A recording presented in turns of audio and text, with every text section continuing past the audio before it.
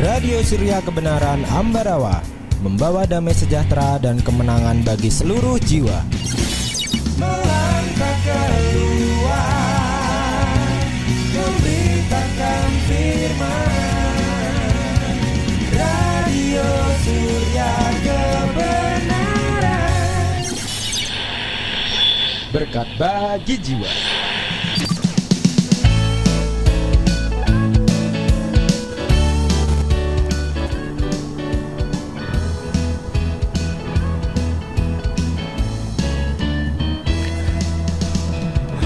Shalom, selamat malam sahabat Surya Kebenaran dimanapun berada. Berjumpa kembali bersama Simeon di dalam acara refleksi pada hari Selasa. Spesial hari Selasa kita refleksi kita adalah ada konseling interaktif tanya jawab ya, bersama dengan narasumber kita yang pastinya luar biasa, dan kita akan membahas tema yang luar biasa juga. Dan sekarang sudah hadir di studio yaitu Bapak Gembala Yakub Sulistyo. Selamat malam Dedi. Selamat malam Simeon. Apa kabar? Kabarnya haleluya, dahsyat luar biasa. Haleluya, luar biasa. Ya Dedi, pada malam hari ini kita akan bahas apa ini? Langsung saja ya, karena malam ini akan membahas tentang kecewa terhadap Yahweh. Kecewa terhadap Yahweh. Wah, kenapa nih kok temanya memilih tema tentang kecewa terhadap Yahweh ini? Ya, karena Dedi lihat ada banyak orang yang awalnya mengikut Bapak Yahweh, tapi kemudian kecewa di tengah-tengahnya karena ya tidak sesuai dengan ekspektasinya, sehingga dia jadi kecewa. Kira-kira begitu Simeon. Oke. Jadi tidak seperti yang diharapkan gitu ya. Iya, realita tidak seperti ekspektasi. Iya. Ya, sahabat Surya Kebenaran, tetap di 107.8 FM ini ya. Nanti kita akan bahas tentang ini lebih lanjut lagi. Tapi sebelum masuk ke sesi pertama nih, saya mengingatkan sahabat Surya Kebenaran yang ingin berpartisipasi, mau tanya, mau konseling, silakan. Mau pakai no name juga boleh ya. Langsung saja di WA di 0816654532. Sekali lagi 0816654532. Kecepatan ya. Saya ulangi, lebih lambat lagi. 0816654532. Jadi itu sahabat Surya Kebenaran, kalau mau bertanya, mau konseling, silakan. Mau ingin supaya namanya tidak disebut, boleh ditulis terlebih dahulu no name ya gitu. Jadi kita tidak akan bacakan namanya. Baik, tanpa berlama-lama kita langsung saja masuk ke sesi yang pertama ya Dedi ya. Ya. Silakan Ded. Ya, sahabat Surya Kebenaran dimanapun berada, pada saat ini saya akan membahas tentang kecewa terhadap Yahweh. Dan kecewa terhadap Yahweh ini biasanya terjadi bukan langsung begitu percaya kepada Bapak Yahweh langsung kecewa, tidak. Tetapi biasanya di tengah-tengah jalan baru terjadi kekecewaan. Nah, Dedi ini Simeon memikirkan kenapa sih ada orang kecewa terhadap Bapak Yahweh. Ada beberapa hal. Orang yang kecewa itu biasanya karena yang pertama, orientasi motivasi imannya itu salah. Jadi bukan karena keselamatan, padahal sebagaimana kita ketahui bahwa beriman kepada Bapa Yahweh itu arah tujuan utamanya adalah keselamatan. Seperti di dalam kitab Yesayahu pasal 43 ayat yang ke-11, di dalam kitab Tenak berbunyi, Anoki Yahweh wa en mibal adai mosia. Akulah Yahweh, tidak ada juru selamat selain aku.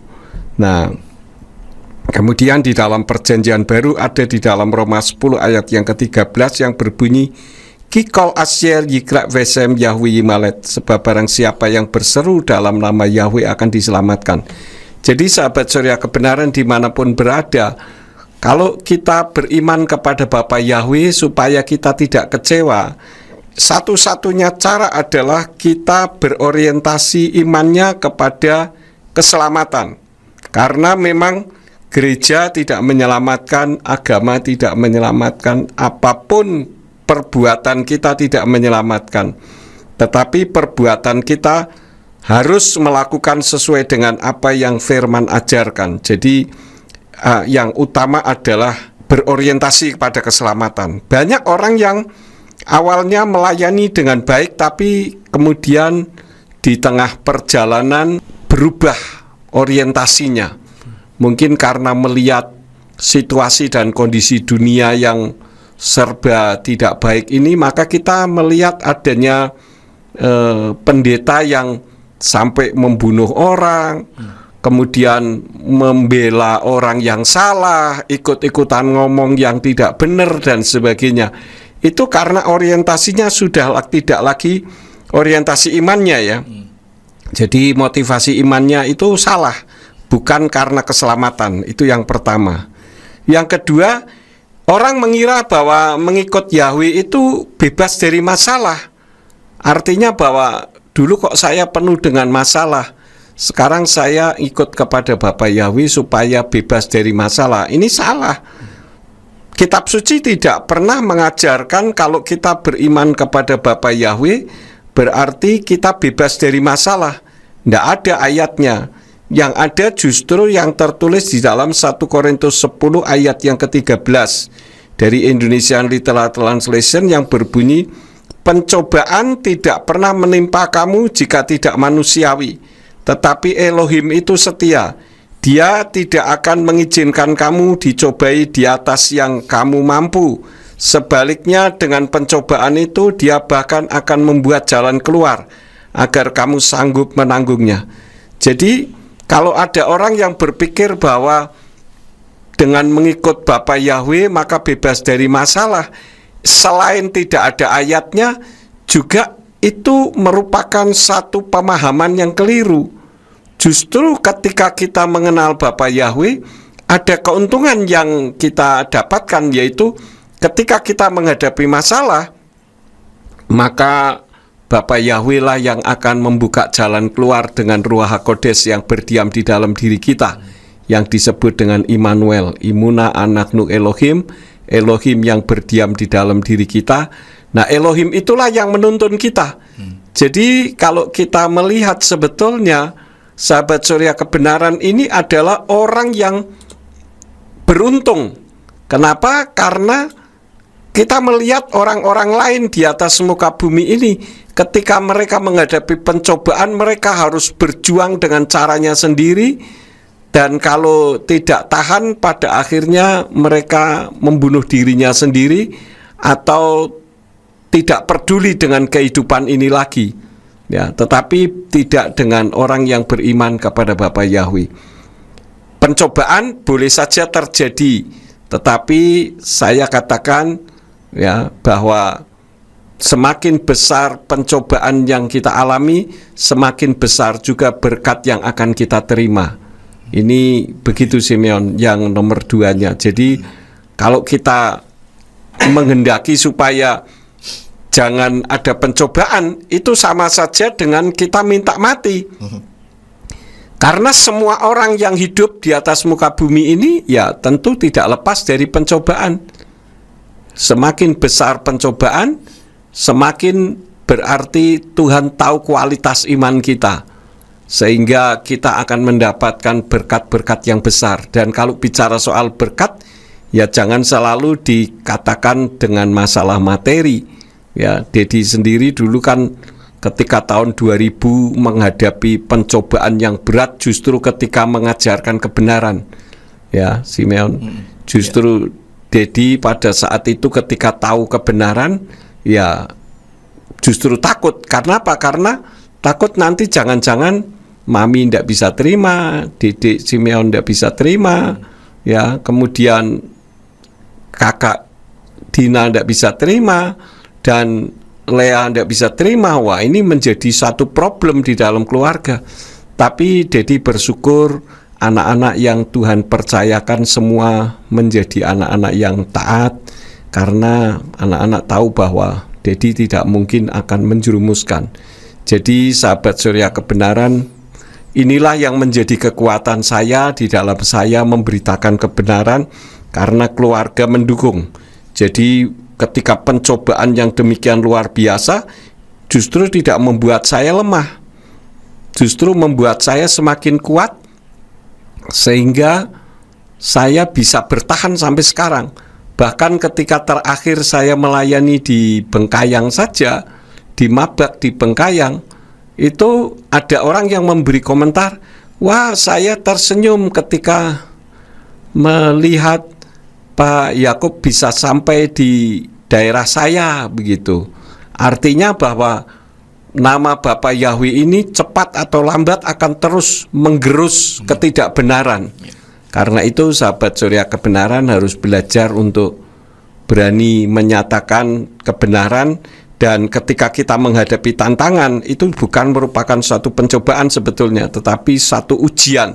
Apakah kita tetap bisa bertahan atau tidak? Kira-kira seperti itu. Tetapi firman Tuhan mengajarkan kepada kita bahwa ketika kita menghadapi masalah dan kita tetap bertahan, maka sesuai apa yang tertulis di dalam kitab Yakub pasal yang ke-1 ayat yang ke-12, di sana dikatakan bahwa berbahagialah orang yang tabah menanggung pencobaan, karena apabila telah teruji, maka dia akan menerima mahkota kehidupan yang telah Tuhan janjikan kepada mereka yang mengasihi Dia. Jadi sahabat Surya Kebenaran, apa yang saya sampaikan kebetulan pada malam hari ini kan anak saya sendiri, Simeon, yang menjadi hostnya, sekaligus juga saya menyampaikan bahwa ketika kebenaran itu disampaikan dan seluruh keluarga menerima, itu menjadi satu kekuatan tersendiri, Simeon, untuk Dedi bisa terus bertahan sampai sekarang. Dan kita sendiri melihat satu realitas bahwa apa yang ditulis di dalam Yakub 1 ayat 12 ini menjadi nyata. Dikatakan berbahagialah orang yang tabah menanggung pencobaan. Artinya segala tempaan yang tidak baik, yang tidak mengenakan, yang menyerang kepada Dedi tetap bisa ditahan. Ya, apabila teruji, dan sekarang tentu Dedi sudah teruji, maka dia akan menerima mahkota kehidupan yang telah Tuhan janjikan kepada mereka yang mengasihi Dia. Karena Dedi mengasihi Bapak Yahweh, maka Simeon bisa melihat sendiri bagaimana ketika tahun 2001 pertama kali, tepatnya tanggal 17 Agustus, Dedi disingkirkan, ya tidak punya apa-apa dan harus keluar malam hari berurusan dengan aparat dan sebagainya karena difitnahkan yang tidak baik. Tetapi semua itu berhasil dilewati. Dan sahabat Surya Kebenaran bisa lihat anak saya sendiri yang Simeon bisa menjadi saksi hidup bagaimana penderitaan itu sekarang bisa dilewati. Dan bahkan saya sendiri mengucap syukur karena nama Bapak Yahweh sekarang sudah dikenal di mana-mana di Indonesia. Bahkan kalau sampai ada orang yang tidak mengenal dan tidak mendengar tentang nama Yahweh, saya katakan ini ketinggalan zaman. Begitu, Simeon. Jadi untuk hal yang pertama, dua dulu aja deh. Ya. Wah, luar biasa nih Dedi. Terima kasih untuk penjelasannya yang pertama ini, dalam session yang pertama ini. Nah, memang betul tadi yang sudah disampaikan oleh Dedi bahwa tahun 2001 ya, saya ngalami itu ketika saya itu sedang kalau tidak salah di kelas 1 SMA, kelas 1 ya, kelas 1 SMA kalau nggak salah itu ingat betul itu. Kita harus ngungsi malam-malam. ya itu pengalaman yang tidak terlupakan seumur hidup gitu ya. Oke. Sahabat Surya Kebenaran, yang mau tanya, mau konseling silahkan. Mau tidak disebut nama boleh ya, langsung saja di WA di 0816 654 532 0816 654 532. Untuk kita akan masuk dalam session yang kedua, kita rehat dulu sejenak, nanti kita akan masuk dalam session yang kedua. Sebuah pujian terlebih dahulu untuk mengawali session yang kedua. Tetap di 107.8 FM Radio Surya Kebenaran, berkat bagi jiwa.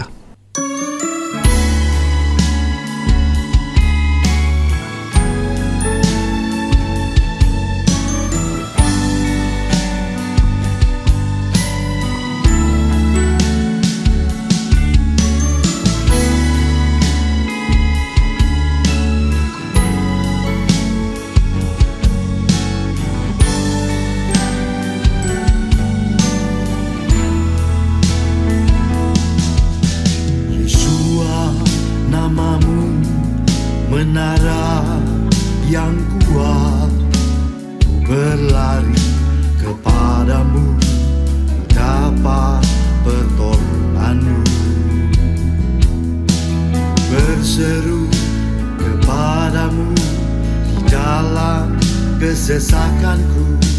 Yesuslah namamu, sumber harapanku. Pelihara aku dalam namamu, jagaiku, jawab doaku. Namamu yang diberi oleh Bapa, pelihara aku dalam namamu, jagaiku, jawab doaku. Namamu di atas segala nama, Yesuslah.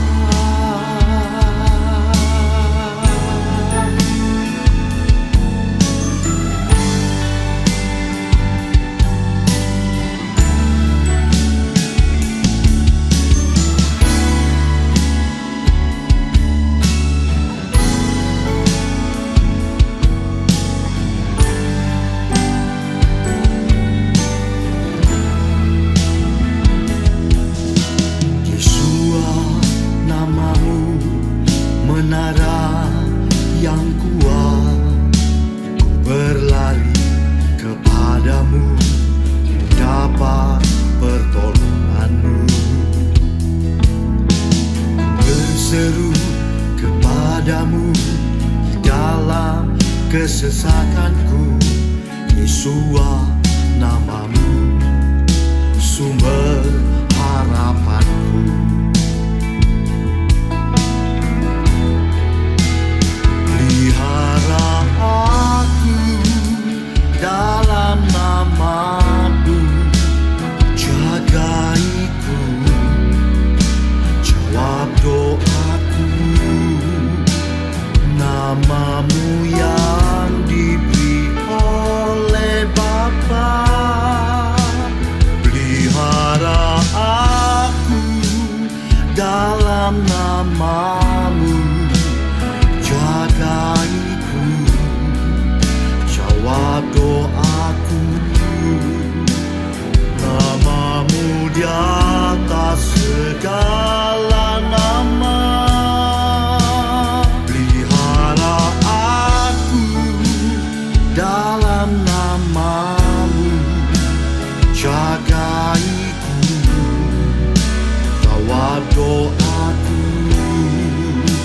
Namamu yang diberi oleh Bapa, pelihara aku dalam namamu, jagaiku, jawab doaku. Namamu di atas segala nama, Yesuslah.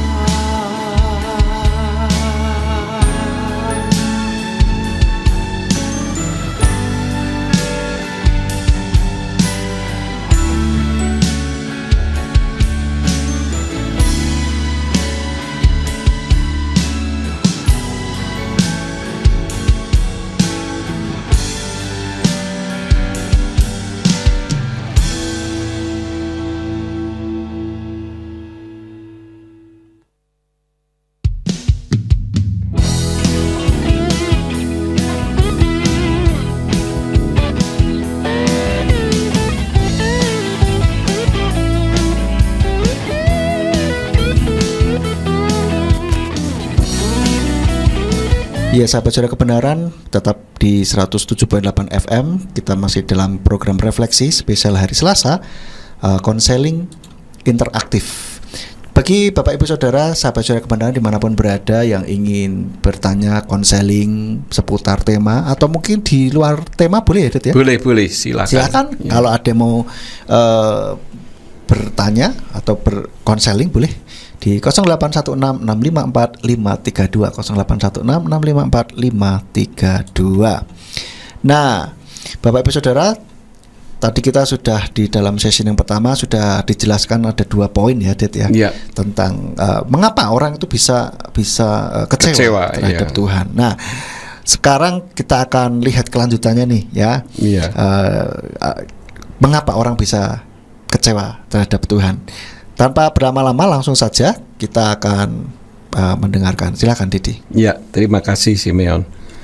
Sahabat Surya Kebenaran dimanapun berada, saya ulang sekali lagi sedikit saja poinnya saja, bahwa orang kecewa kepada Bapa Yahweh itu biasanya yang pertama karena orientasi motivasi imannya yang salah.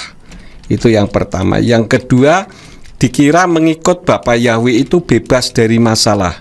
Kemudian yang ketiga, dikira dengan mengikut Bapa Yahweh itu doanya, orang Jawa katakan cespleng, manjur, sehingga semua doa-doanya pasti dikabulkan gitu ya. Jadi kalau berdoa tidak mendapat, dikira doanya tidak dikabulkan dan tidak didengar.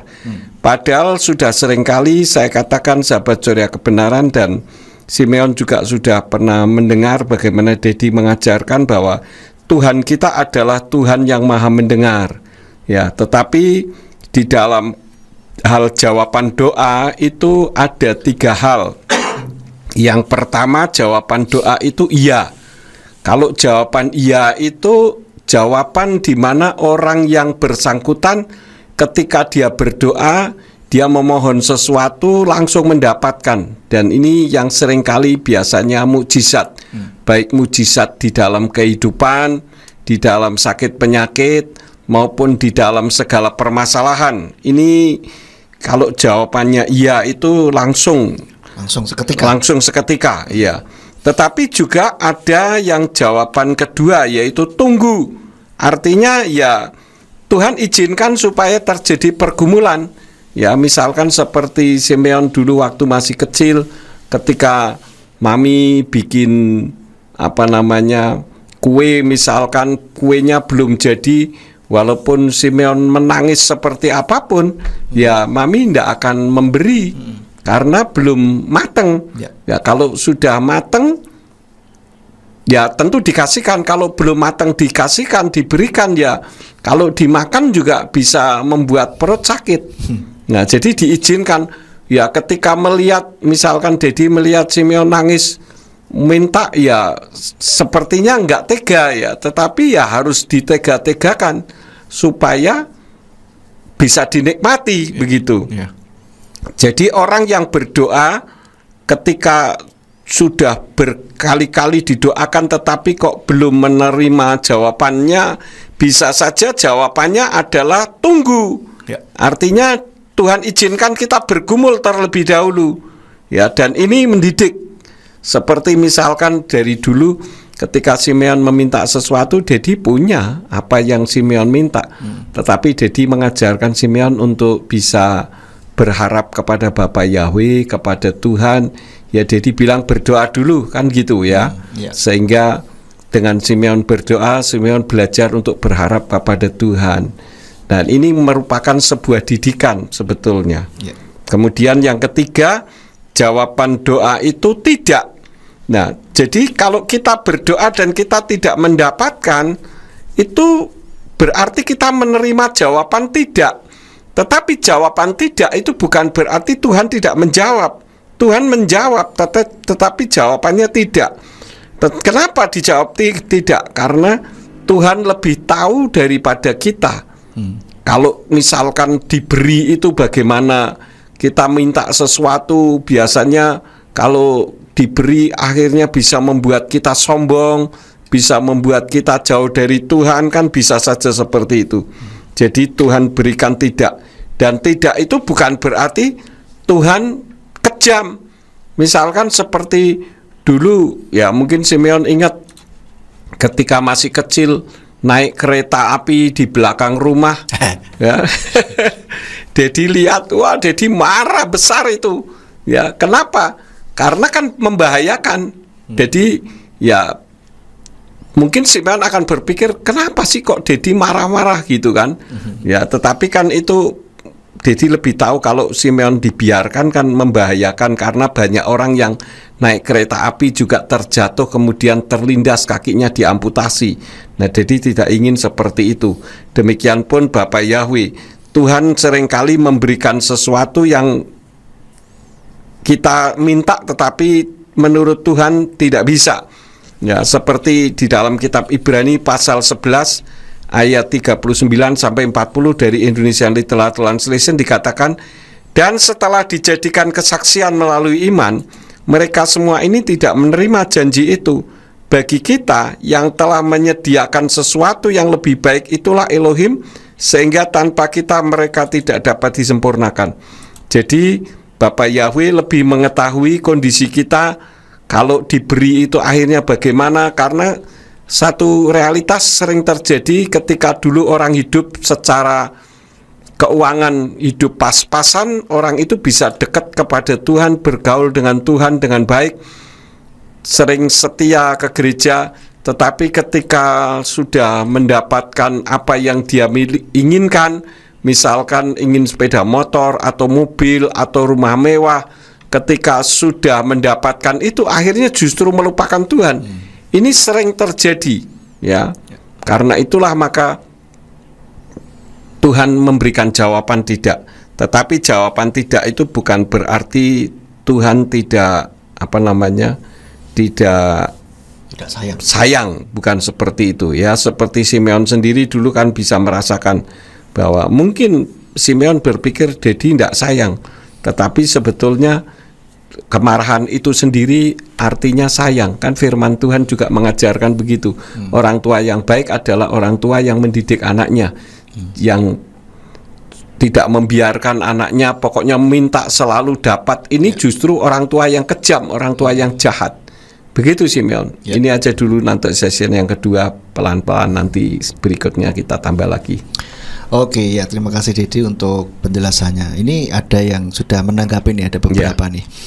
Ada yang tanya juga mungkin sekalian. Ya, boleh ya. Oke. Ada yang sudah masuk dari Bapak Amos Ari. Bapak Amos Ari menanyakan sesuatu nih. Shalom Bapak Gembala. Mau tanya, apa yang membuat kita sering merasa kecewa terhadap orang lain dan Tuhan? Ya. Shalom Pak Ari, selamat malam.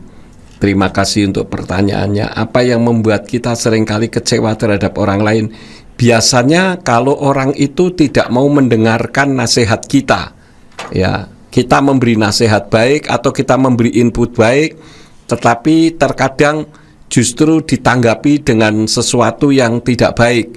Nah, itu membuat kita kecewa. Tetapi yang jelas Tuhan tidak pernah mengecewakan kita, Pak Ari. Ya, kalau Tuhan tidak pernah mengecewakan kita, kitalah yang seringkali kecewa terhadap Tuhan. Padahal Tuhan itu luar biasa. Nanti ada sesi yang selanjutnya, kenapa kok ada orang yang kecewa, nanti hal yang keempat, 5, dan 6 saya akan lanjutkan. Tetapi dari pertanyaan Pak Ari, jawabannya seperti itu. Jadi terkadang kita memberi nasihat baik-baik, kita tidak ditanggapi dengan hal yang baik. Sebetulnya kalau orang yang bijaksana, ketika ada input datang, ya seperti saya sendiri sudah seringkali mengajarkan kepada jemaat, kalaupun ada orang memberi input, jangankan katakanlah Pak Ari yang memberi input, anak remaja sekalipun kalau memberi input saya dengarkan, gitu.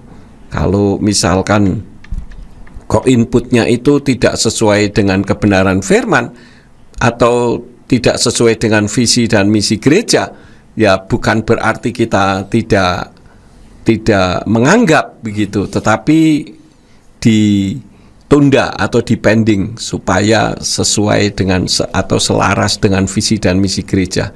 Tetapi saya bersyukur Pak Ari selama ini melayani, ikut membantu pelayanan dan menjadi pelayan Tuhan yang luar biasa. Untuk itu saya juga berterima kasih kepada Pak Ari. Begitu Simeon. Ya, dan saya jadi ingat ini, kadang-kala mungkin orang ada kesalahpahaman ya. Kadang-kala kalau usul sesuatu, saran sesuatu nggak diterima, itu menganggap bahwa dirinya yang tidak diterima gitu. Nah, Tapi inilah padahal- kesalahannya. Padahal yang tidak diterima adalah usulnya, bukan orangnya, gitu Iya. ya. Jadi harus bisa membedakan. Ya, karena pernah waktu ngobrol-ngobrol dengan orang dari gereja lain gitu, sempat dia bilang, ini loh Pak, kalau misalkan di gereja itu kan kadang kalau ada usul apa gitu tidak diterima, itu terus mutung. Nah, Jadi kan merasa kayak orangnya yang tidak ditolak, tidak diterima, tapi iya. padahal sebetulnya yang tidak diterima itu usulnya, gitu ya.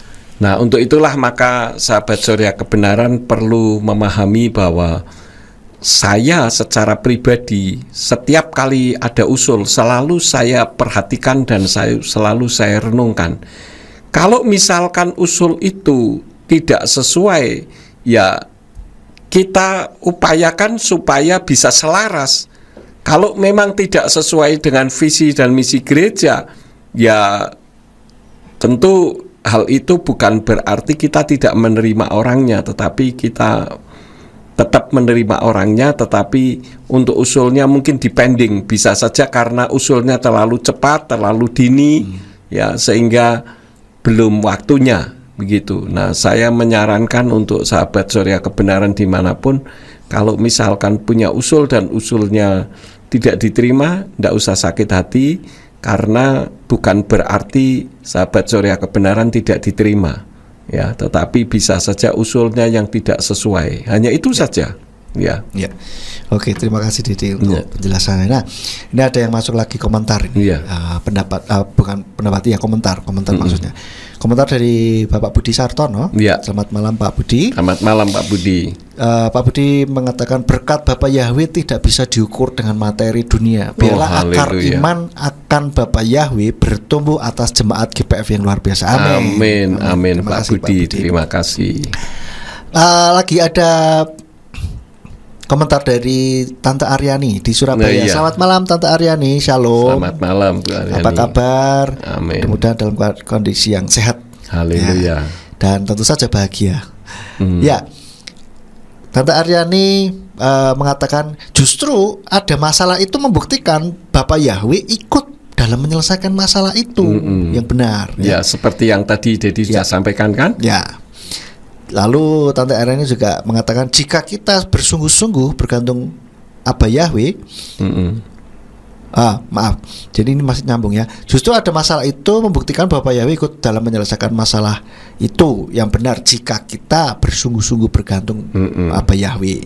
Sangat benar Pak Yakub. Ya. Ya, terima kasih Tante Aryani untuk Ya, puji komentarnya. Bapak Yahweh. Seperti yang tadi saya sudah sampaikan di dalam 1 Korintus 10 ayat 13 Bu Aryani. Jadi kita ini adalah orang-orang yang berbahagia karena ketika kita punya masalah, orang lain tidak ada yang membantu, Roh Kudus yang membantu kita. Iya. Ya, terima kasih Bu Aryani. Baik, sahabat Surya Kebenaran, tetap di 107 ya, poin 8 FM. Kita akan jeda sejenak. Dan bagi Bapak Ibu Saudara, sahabat Surya Kebenaran dimanapun berada yang ingin berpartisipasi, mau boleh berkomentar, boleh bertanya, konseling, silahkan di 0816654532 0816654532. Kita rehat sejenak dan Simeon dan Dedi, Bapak Yakub akan segera kembali setelah lagu berikut ini. You are listening to Surya Kebenaran Radio.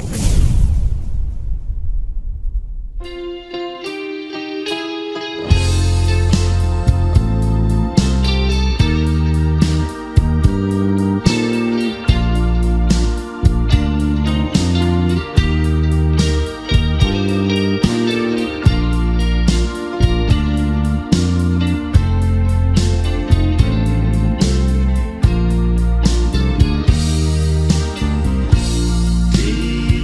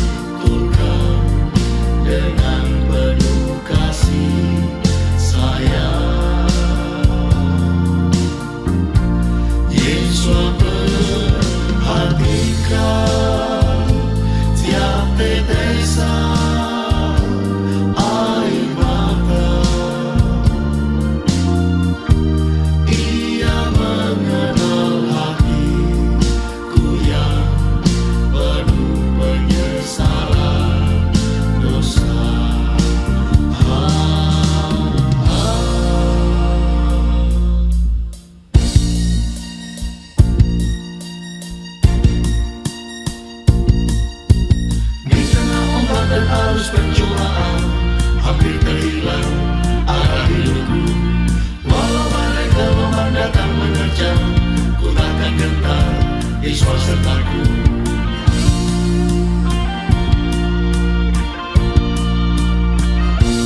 Di tengah ombak dan arus pencobaan,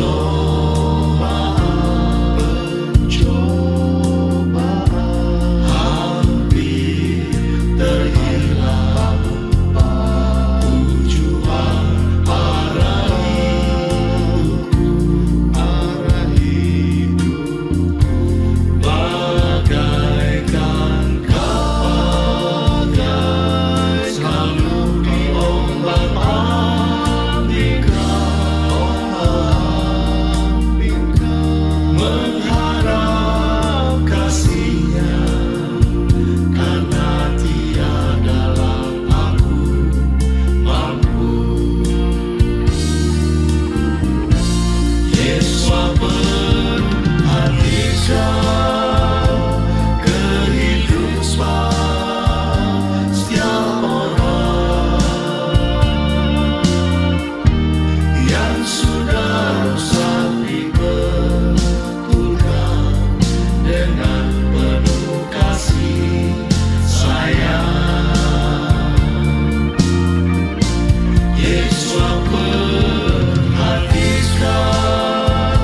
tiap tetesan air mata. Dia mengenal hatiku yang penuh penyesalan dosa. Yesus perhatikan kehidupan setiap orang yang sudah rusak, dibetulkan dengan penuh kasih sayang. Yesus perhatikan tiap tetesan air mata. Dia mengenal hatiku yang penuh penyesalan dosa.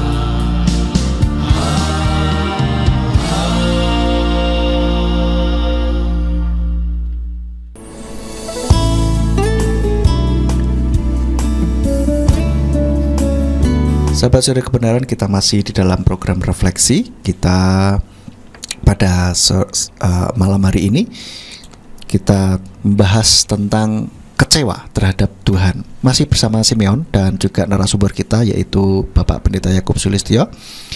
Kita sudah melewati 2 session dan untuk saat ini kita akan membahas, ada pertanyaan yang sudah masuk ini, Dedi. Ya. Dari Dr. Ayu. Shalom, Pastor Yakub dan Pastor Simeon. Shalom, alaika shalom Dr. Ayu. Alaika shalom Dr. Ayu. Selamat pagi. Selamat pagi Dr. Ayu, apa kabar? Selamat malam dan apa kabar? Kabarnya haleluya kami di sini. Luar biasa, dahsyat Dr. Ayu. Kiranya Pastor Yakub dan Simeon selalu dalam cinta Elohim. Amin. Amin. Haleluya. Demikian pula untuk Dr. Ayu. Ya. Amin.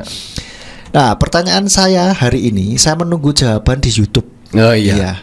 Baik, Dr. Ayu. Peristiwa yang menyakitkan akan selalu dan terus ada. Dunia memang sakit. Ya, betul. Memang dunia ini sudah sangat sakit sekali ya. Dan pertanyaannya, nomor 1, mungkinkah kita bebas dari rasa kecewa nih, Ded? Iya. Sebetulnya kalau dikatakan bisa bebas dari kecewa, semua orang pasti kecewa. Artinya karena kecewa itu sendiri merupakan bagian dari kehidupan umat manusia, karena jiwa manusia itu ada suka, tertawa, senang, bisa sedih dan sebagainya. Karena itu bagian dari psikolog dari seseorang ya. Jadi kalau dikatakan mungkinkah orang bisa bebas dari kecewa, saya katakan tidak mungkin, pasti bisa kecewa, begitu. Jadi tidak mungkin bebas ya? Ya, kalau bebas tidak mungkin. Ya. Tetapi bukan berarti kita tidak bisa mengatasinya, Ya. begitu.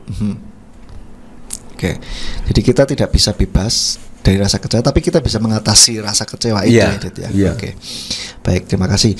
Yang nomor 2, Dr. Ayu bertanya, dapatkah kita menanggapi peristiwa-peristiwa yang Tuhan izinkan kita alami dengan penuh ucapan syukur? Nah, Karena saya teringat sebuah lagu dari film tentang Yusuf atau Joseph King of Dreams. Liriknya berkata, "You know better than I, you know the way. I've let go the need, you know why. For you know better than I." Ya, ya. Jadi kembali bahwa kecewa itu merupakan bagian dari perasaan yang ada di dalam kehidupan umat manusia. Jadi kalau kita bisa merasakan ada perasaan kecewa, itu ya sekaligus membuktikan kalau kita ini masih hidup dan masih punya perasaan. Tetapi kita bisa mengantisipasi bahwa kecewa itu tidak membuat kita pada akhirnya bisa pahit hati terhadap orang lain. Nah, ayatnya saya ambil dari 1 Korintus 6 ayat 19 sampai ayat yang ke-20. Di sana dikatakan, "Atau tidak tahukah kamu bahwa tubuhmu itu tempat suci bagi Ruach HaKodes yang ada di dalam kamu, yang kamu peroleh dari Elohim. Dan," nah ini kalimat terakhir ini yang penting, "kamu bukanlah milikmu sendiri." Artinya kalau kita sudah menyadari bahwa kita ini memang begitu menerima Bapak Yahweh Besem Yeshua Hamasya Ruach HaKodes itu bukan milik kita, ya kecewa sih bisa terjadi, dan tidak bisa orang luput dari kecewa karena itu merupakan bagian dari perasaan. Tetapi ketika kita menyadari bahwa kamu bukanlah milikmu sendiri, ya sudah, kita lepaskan saja kekecewaan itu, ya. Sebab kamu telah dibeli dengan suatu harga. Karena itu muliakanlah Elohim dengan tubuhmu dan dengan rohmu yang adalah milik Elohim. Jadi roh kita ini bisa tetap mengucap syukur kepada Bapak Yahweh seperti apa yang tadi ditanyakan oleh Dr. Ayu. Jadi orang mau melecehkan kita pun tidak masalah. Karena memang kita ini tidak sempurna dan kita sudah menjadi milik Tuhan. Kalaupun orang menghina kita, ya sama saja dengan menghina Tuhan. Buktinya ketika Rabi Saul menganiaya jemaat, ya jemaat tentu kecewa dan dia lari-lari ketakutan dikejar sana sini. Tetapi ketika Rabi Saul dalam perjalanan ke Damsyik, dia mendapatkan penglihatan di mana didatangi oleh Yeshua sendiri. Ketika Rabi Saul tanya, "Siapakah engkau, Tuhan?" Maka Yeshua katakan, "Akulah Yeshua Hamasya yang engkau aniaya itu." Nah, kapan Rabi Saul menganiaya Yeshua? Rabi Saul kan menganiaya murid-muridnya.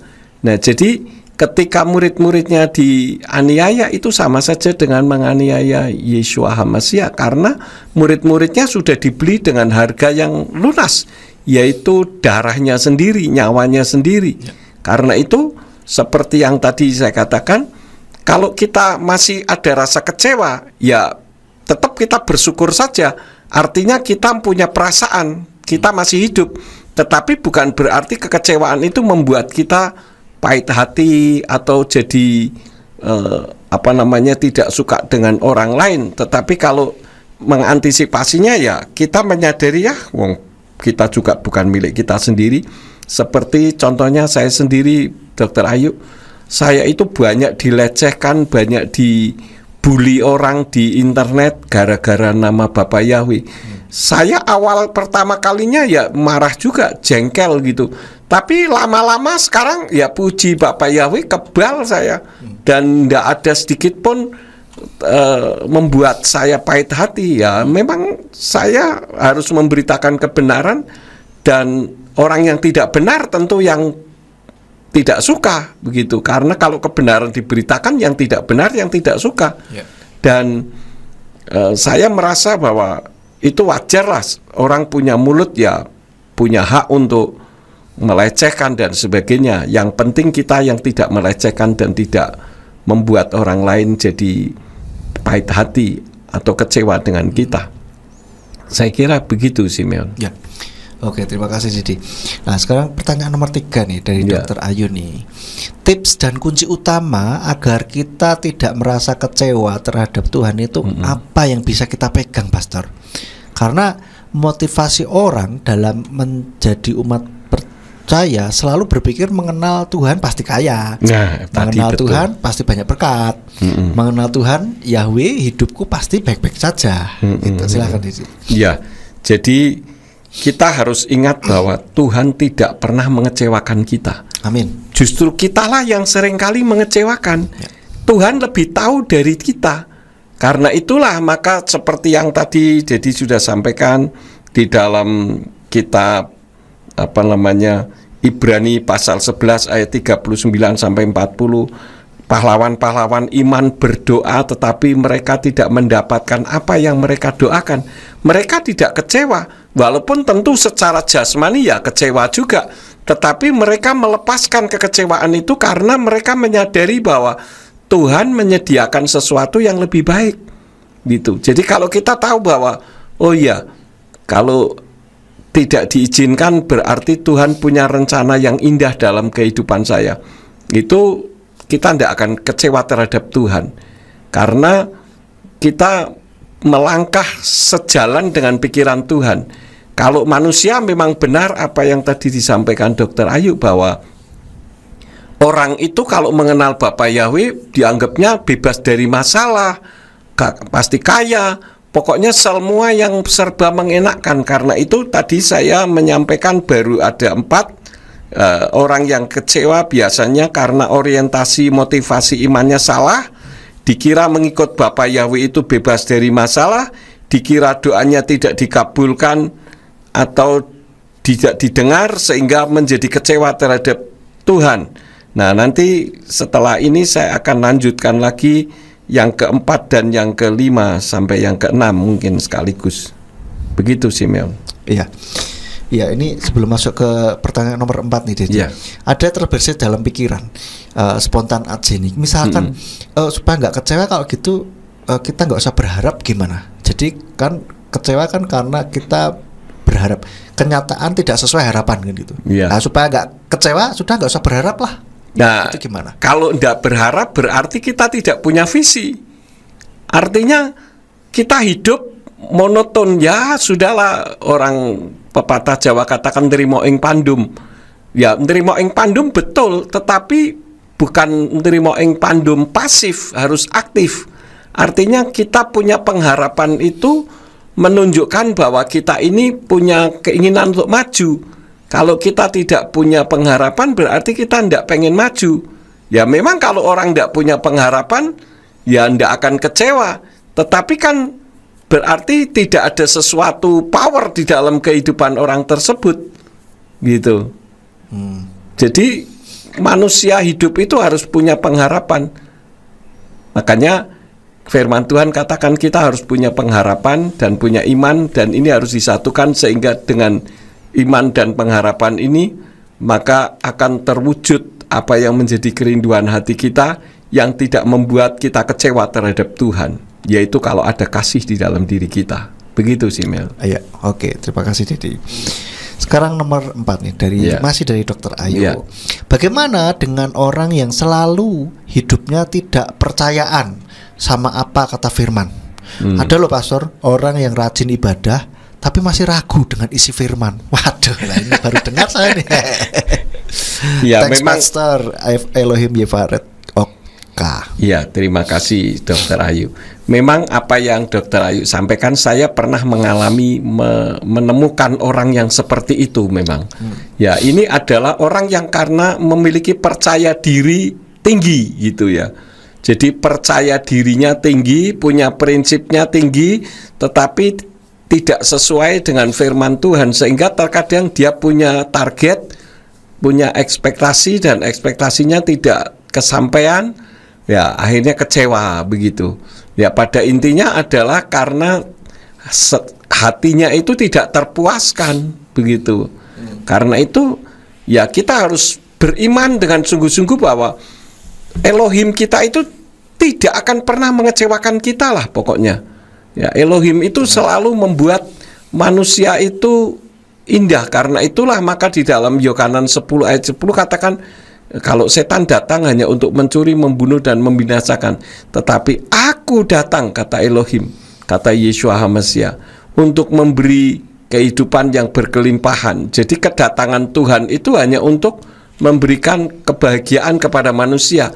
Cuman karena manusia salah menafsirkan firman, sehingga ketika Iyob dalam keadaan stres, waktu itu Iyob katakan dia kan tubuhnya sakit, harta bendanya habis semuanya, kemudian anak-anaknya mati. Ini secara manusia tentu mengecewakan dan membuat stres.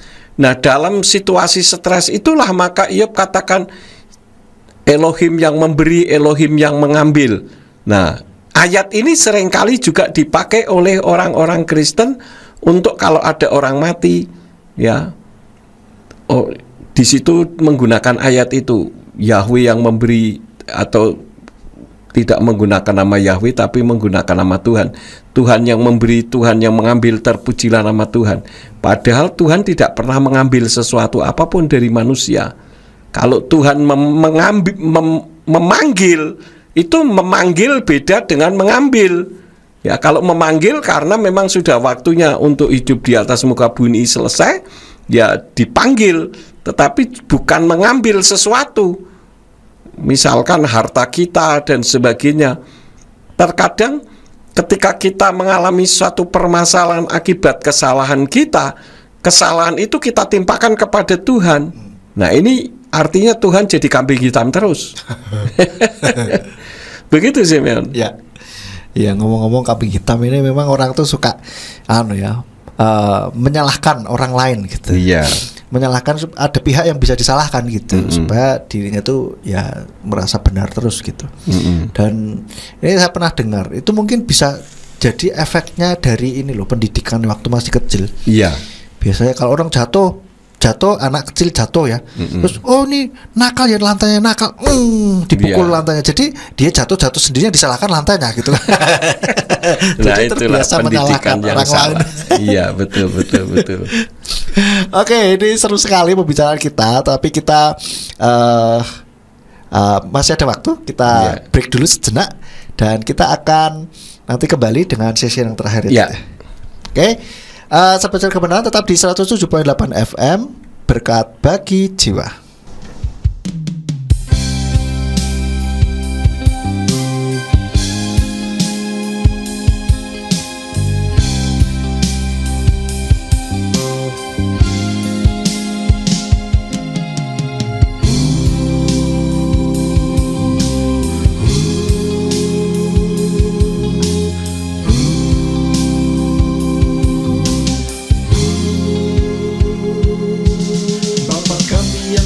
Dikuduskanlah namamu, datanglah kerajaanmu, jadilah kehendakmu di bumi seperti di surga. Bapa kami yang di surga, dikuduskanlah namamu, datanglah kerajaanmu, jadilah kehendakmu di bumi seperti di surga.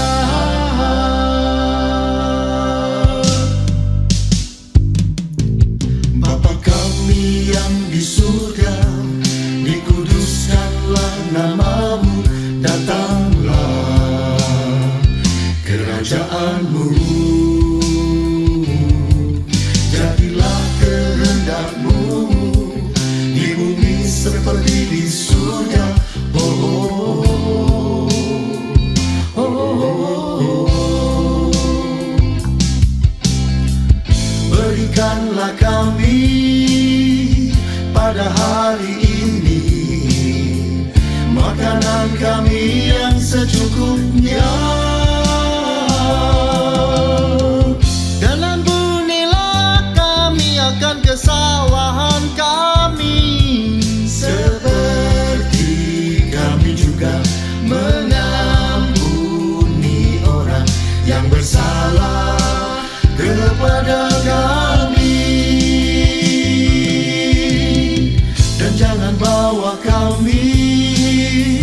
ke dalam pencobaan, tetapi lepaskanlah kami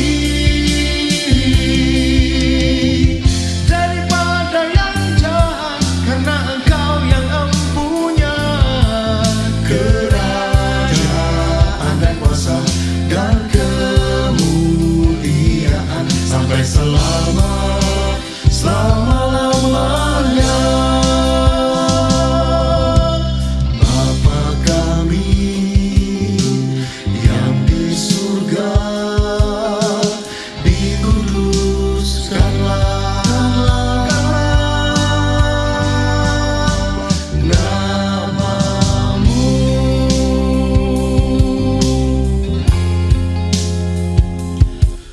Bapa kami yang di surga, dikuduskanlah namamu, datanglah kerajaanmu, jadilah kehendakmu di bumi seperti di surga. Oh, oh, oh, oh, oh, oh, oh. Berikanlah kami pada hari ini makanan kami yang secukupnya, dan ampunilah kami akan kesalahan kami, seperti kami juga mengampuni orang yang bersalah kepada kami. Dan jangan bawa kami ke dalam pencobaan, tetapi lepaskanlah kami daripada yang jahat, karena Engkau yang empunya kerajaan dan kuasa dan kemuliaan sampai selama-lamanya. Bapa kami yang di surga, dikuduskanlah namamu.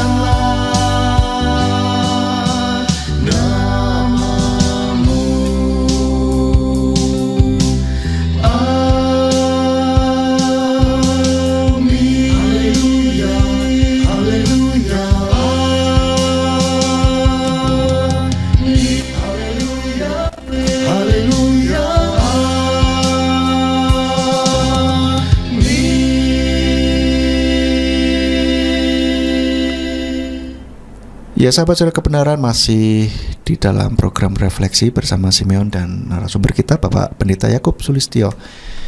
Kita sudah masuk dalam session yang terakhir, tapi kini ini sudah ada yang masuk lagi. Jadi sahabat saudara kebenaran yang masih mau ini boleh silahkan segera, mumpung masih ada waktu, kita mepet sekali ini ya. Oke Dedi, ini ada yang masuk nih dari Gunardi. Selamat malam Gunardi. Shalom Om Yakub dan Ko Simeon. Amin. Serta semua pendengar, kiranya dalam berkat dari Bapa Yahweh selalu. Om, saya heran, kok topiknya bisa sesuai dengan yang saya sedang gumulkan. Berarti Gunardi sekarang sedang kecewa nih terhadap Bapak Yahweh. Kemarin Sabtu saya bertemu dengan orang yang pernah saya ceritakan ke Om. Dia bicara ke saya seperti ini. Gun, aku sudah dengarkan YouTube yang kamu share ke aku, dan aku mau koreksi omongan pendeta kamu. Pendeta kamu kan bilang, intinya kalau orang seperti aku jangan dilayani, soalnya takarannya berbeda. Terus terang ya Gun, ini bukti kalau pendeta kamu itu menghindar dari kenyataan. Seharusnya dia kan bisa memberikan jawaban, bukannya mengajarkan supaya kamu menghindar. Terus Gun, begini, di YouTube itu pendeta kamu ya bilang, kenapa orang yang persepuluhan yang berhasil kok nggak dibahas? Kok yang gagal? Kok yang gagal saja seperti kamu kok yang dibahas? Begitu kan? Logikanya ya Gun. Kalau sudah benar, kenapa dibahas? Kan tambah salah. Justru ada yang tidak tepat barulah dibahas. Ibaratnya saja kamu membeli buku, harganya $1 per buku. Terus kamu bayar dengan uang utuh $2. Terus si penjual hanya memberikan kamu 1 buku. Apa respon kamu? Tentu pasti kamu minta kembalian atau 2 buku, ya enggak? Kalau tidak berarti kamu itu idiot. Di kitab Maleakhi 3 ayat 10 sampai 12, Tuhan berjanji apabila kita memberikan perpuluhan, intinya Tuhan akan membuat kita sampai berkelimpahan. Tapi kenyataannya sebaliknya, kita yang taat malah kekurangan, tetapi mereka yang tidak taat dan semaunya malah berkelimpahan. Lah ini kan ganjil. Intinya ya Gun, kamu itu harus dipikirkan dengan nalar. Jika janji yang sepele Tuhan ignore, bagaimana dengan janji yang besar seperti masuk surga? Bisa-bisa tambah mustahil. Kamu kan pernah bilang kalau kita dulu tuh salah menyembah Tuhan, sesembahannya orang lain yang disembah. Kamu bilang kalau saat ini kamu sudah menyembah pada Tuhan yang benar, yaitu Yahweh. Begini saja ya Gun, mau berapa lama Tuhan yang kamu sembah sekarang ini akan menolong kamu. Di beberapa YouTube aku dengar ya, kalau kamu curhat karena permasalahan yang sudah bertahun-tahun tidak selesai-selesai, dan pendeta kamu menjawab minta hikmat, tapi apakah kamu sudah mendapat? Begitu Om yang dia katakan. Terus terang Om, sampai sekarang ini saya masih bergumul dalam doa soal masalah itu, tapi ya belum ada jawaban. Mohon nanti acaranya tutup dalam doa. Terima kasih. Ya, terima kasih Gunardi. Tadi tentang masalah untuk menghindari. Kalau orang diajak ngomong selalu merasa diri paling benar, mau bagaimana kita mau ngajak ngomong? Percuma dong, sia-sia. Ya, kalau orang merasa benar artinya pendapat orang lain tidak akan pernah didengar. Nah ini tadi yang Gunardi sampaikan juga kan pendapatnya sendiri semua yang selalu dianggap benar. Jadi kita mau memberi input apapun ya percuma juga. Sama saja dengan kita memukul tembok, kita sendiri yang sakit malah. Kemudian tentang masalah keberhasilan, tadi saya sudah jawab di dalam masalah kekecewaan. Yang pertama karena orientasi motivasi imannya salah. Yang kedua dikira mengikut Bapak Yahweh itu bebas dari masalah. Yang ketiga dikira doanya tidak dikabulkan atau tidak didengar sehingga kecewa.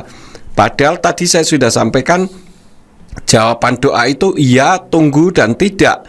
Bisa saja kita berdoa dan kita tidak mendapatkan, tapi tidak mendapatkan itu bukan berarti Tuhan benci kepada kita, tetapi karena Tuhan punya sesuatu yang lebih baik dan lebih tahu daripada kita. Bisa saja kalau kita minta sesuatu kita dikabulkan, kemudian akhirnya justru kita jauh dari Tuhan. Tadi Gunardi juga menyampaikan bahwa kita sudah menyembah kepada Tuhan yang benar, tapi mana buktinya? Temannya akan mengatakan begitu. Mana buktinya? Kalau kok hidupnya seperti ini terus. Nah itulah sebagai bukti bahwa mengikut Bapak Yahweh itu selalu orientasinya ke masalah materi, bukan keselamatan. Nah tadi kan sudah terjawab. Nanti saya akan tambahkan lagi 3 hal lagi. Jadi pada intinya kita beriman kepada Tuhan itu untuk mencari kepastian keselamatan. Kehidupan di dunia ini kan sementara. Kenapa mesti harus dijadikan sebagai sesuatu yang paling utama? Apalagi kalau selalu pendapatnya dianggapnya selalu paling benar. Nah, untuk apa kalau kita bicara dengan orang yang selalu merasa diri paling benar? Kita mau memberi input apapun juga percuma, sia-sia. Ya toh, buktinya kan tadi Gunardi ngomong seperti itu juga disalahkan, semuanya disalahkan. Ya dirinya sendiri yang paling benar, ya sudah terima saja kebenaran dirinya sendiri. Kalau saya sih seperti itu, saya tidak terlalu pusing dengan orang. Apalagi dia ini ya Ded ya, berpijaknya pada hikmat sendiri, bukan firman Tuhan. Bukan gitu. Firman Tuhan. Jadi kalau hikmat sendiri ya sudah terima saja, menurut pendapatnya benar, lakukan saja. Kalau saya sih seperti itu. Makanya saya katakan orang mau menolak nama Yahweh, go ahead, silakan, tidak apa-apa. Wong orang punya hak kok, ya tidak harus mengikuti. Kalau memang dianggapnya apa yang diimani itu sudah benar, ya silakan saja. Wong orang menyembah batu juga tidak boleh dilarang kok, gitu loh Gun. Jadi Gunardi harus tetap berpegang kepada prinsip kebenaran bahwa Tuhan itu tidak pernah membuat kita kecewa. Kita bisa kecewa karena kita tidak tahu pikiran Tuhan, begitu. Ya. Jadi kalau kita tahu pikiran Tuhan, kita tidak akan pernah kecewa. Ya, Gun ya, jangan kecewa terhadap Bapa Yahweh, karena Tuhan tidak pernah mengecewakan. Dan jangan orientasinya selalu berbicara soal materi dan kehidupan yang penuh dengan kebahagiaan. Bagaimana dengan pahlawan-pahlawan iman yang dulu diadu dengan banteng, diadu dengan singa, atau dirajam batu dan sebagainya. Nah, mereka tetap tidak kecewa tuh. Ya, ya. Bahkan seperti Stefanus ketika dirajam batu, dia justru bisa berdoa bagi orang yang merajamnya, kan begitu.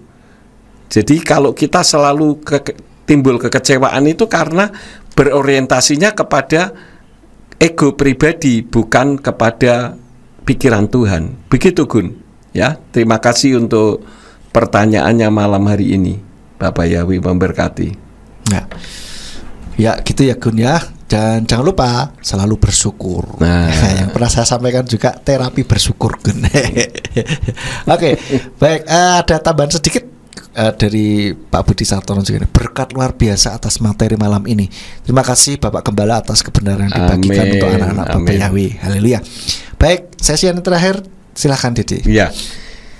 Tadi saya ulang sekali lagi, orang kecewa itu biasanya karena orientasi motivasi imannya salah, bukan karena keselamatan. Yang kedua, dikira mengikut Bapa Yahweh itu bebas dari masalah, sehingga ketika ada masalah jadi kecewa. Yang ketiga, dikira doanya tidak dikabulkan atau tidak didengar, padahal jawaban doa itu ada 3, yaitu iya, tunggu, dan tidak. Kemudian kenapa orang bisa kecewa terhadap Bapa Yahweh? Karena ditinggal teman-teman atau sahabat-sahabatnya, karena dianggap sekarang kamu sudah sesat. Bagi saya mau dikatakan sesat, silahkan. Yang jelas apa yang saya ajarkan ini adalah kebenaran firman. Jadi orang mau mengatakan sesat, bagi saya kalau sesat bersama Bapa Yahweh pasti masuknya sorga. Sorganya siapa? Ya sorganya Bapa Yahweh, bukan sorganya Allah tentu saja. Ya, karena itulah maka saya tidak peduli. Di dalam kitab Matius atau Matius pasal 7 ayat 13 dikatakan, masuklah melalui gerbang yang sempit, karena lebarlah gerbang dan lapanglah jalan yang menuju kepada kebinasaan, dan mereka yang masuk melaluinya adalah banyak. Nah, ini orang kadang maunya hidup disanjung oleh banyak orang, bukan karena sanjungan dari Tuhan. Kalau saya tidak peduli orang tidak menyanjung, tidak masalah. Yang penting sesuai dengan firman kalau bicara soal keselamatan. Yang kelima, karena dilecehkan atau dianggap sesat. Matius 10 ayat 22 dikatakan, dan kamu akan dibenci oleh semua orang karena namaku, tetapi yang bertahan sampai akhir ia akan diselamatkan. Jadi kalau orang mengatakan sesat, ya coba ditanya aja sesatnya di mana. Kalau dikatakan sesat karena tidak sama dengan dirinya, ya kita pun juga bisa mengatakan hal yang sama. Karena tidak sama dengan saya, maka kalian juga sesat. Padahal kan definisi sesat bukan itu.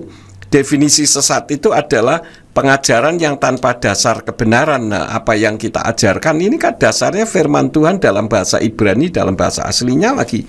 Jadi sesatnya di mana? Ukurannya jangan diri sendiri, tetapi firman. Yang terakhir, karena kita melihat ajaran yang aneh-aneh, ya, menyebabkan orang jadi bingung sendiri, pada akhirnya kembali kepada iman yang lama. Karena kan apa? Karena kan tidak punya basic iman yang kuat sesuai dengan firman, maka jadi bingung sendiri. Karena itu bagi sahabat Surya Kebenaran tidak usah bingung. Yang jelas bahwa apa yang saya sampaikan ini dasarnya firman dengan tegas. Ya, orang mau mengatakan sesat bagi saya tidak masalah, dan silakan saja, karena punya mulut dan punya pendapat.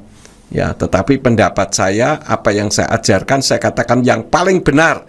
Karena apa yang saya ajarkan ini dasarnya adalah kitab yang paling benar, yaitu kitab dalam bahasa Ibrani.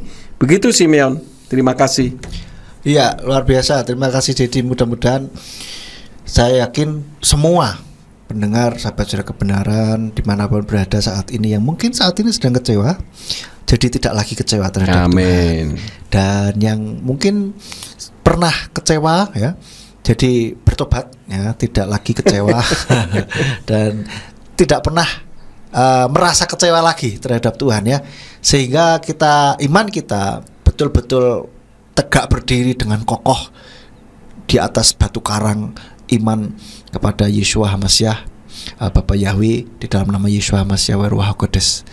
Jadi sahabat saudara kebenaran, biarlah iman kita tetap kuat, tidak diombang-ambingkan oleh berbagai macam angin pengajaran, dan biarlah iman kita betul-betul langsung ke intinya, inti yaitu keselamatan di dalam Yeshua HaMashiach. Tidak karena pengen dapat berkat, bukan karena mujizat, tapi betul-betul memang cari Tuhannya, begitu. Cari yang sumber, cari keselamatannya itu, gitu. Baik, terima kasih Dedi untuk sharing pada malam hari ini, dan terima kasih untuk sahabat saudara kebenaran yang sudah beratensi maupun yang menyimak dari rumah masing-masing. Biarlah pembicaraan kita kali ini betul-betul menjadi berkat bagi kita semuanya. Sebelum kita akhiri, kita akan berdoa terlebih dahulu. Silakan Didi bisa tutup dalam doa. Mari sahabat surya kebenaran kita berdoa. Bapa Surgawi, kami mengucap syukur untuk sharing pada malam hari ini dan pagi hari di Toronto untuk Dr. Ayu. Engkau memberkati semua aktivitasnya, karena Dr. Ayu sangat mengasihi Engkau dan senantiasa menyimak setiap kali ada siaran-siaran radio. Tuhan berkati juga semua yang sudah beratensi, baik Gunardi maupun Pak Budi Sartono serta yang lain yang tidak kami sebut. Engkau berkati semuanya Tuhan. Ibu Aryani, Engkau berkati semuanya, dan biarlah kami semuanya tidak akan pernah kecewa, karena Tuhan tidak pernah mengecewakan kami semuanya. Amen. Terima kasih Bapa, kalau sebentar kami akan berpisah satu dengan yang lain, kami yakin Engkau tidak pernah meninggalkan kami. Engkau selalu menjaga, memelihara, melindungi kami di dalam kehidupan kami setiap saat. Terima kasih Bapa, demi nama Adonai Yeshua HaMashiach. Tuhan berkati juga Simeon yang sudah memandu acara pada malam hari ini. Dalam nama Yeshua HaMashiach kami berdoa dan mengucap syukur. Haleluya. Amin. Amin. Amin. Demikianlah sahabat saudara kebenaran, program refleksi kita pada malam hari ini. Selamat beristirahat. Bapak Yahweh memberkati. Shalom.